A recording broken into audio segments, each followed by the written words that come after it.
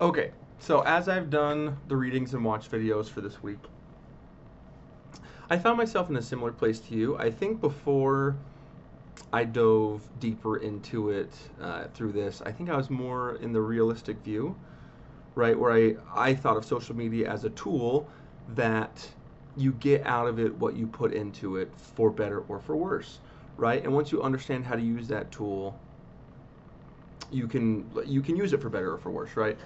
And it's just like any other thing where, I mean, I liked your idea of a hammer, and also there's like the idea of, I don't know, let's use something recreational, right? Because social media can be that. A swimming pool outside your house, or a trampoline. Let's use a trampoline outside your house, right? When you understand the rules of a trampoline, you can have fun on it, right? There's always the fear that you can get hurt. Um, there's always the fear that you can get hurt if you don't understand how to use it or you choose to use it improperly. But if you understand the rules of a trampoline, you understand how it works, you have the ability to stay safe on it.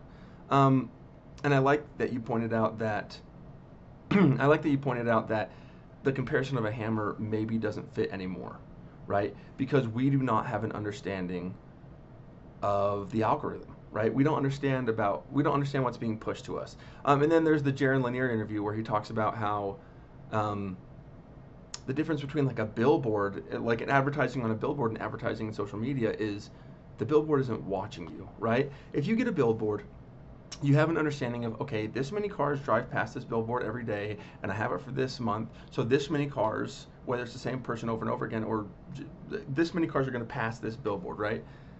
With social media, they can see, well, when I made a post that talked about this content, this many people viewed it and interacted with it. Where if I made a post with this much content, with this kind of content, this many people interacted with it, right?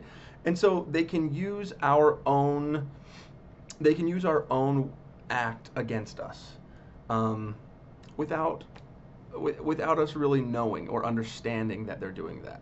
Um, and it's manipulation. It's using an addiction against us. It's not. I hate to use the term "not fair" because nothing is fair, um, but it's tactile in a gross way. Um, it is social media before advertising stepped in the way that it has, right? Consumers, us, were the customer base for social media, right? I think we talked about this actually in the reading, where we are no longer the customer. Oh, it's in one of the videos. We are no longer the customer base for social media, right? The consumer is not the customer. Shareholders are. Shareholders, private equity, advertisers.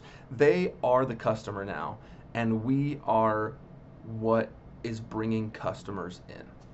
And that's not how it started, right? There's still social medias where that's not the case, right?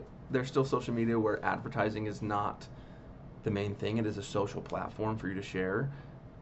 But the biggest ones are now using advertising dollars to control us in a way.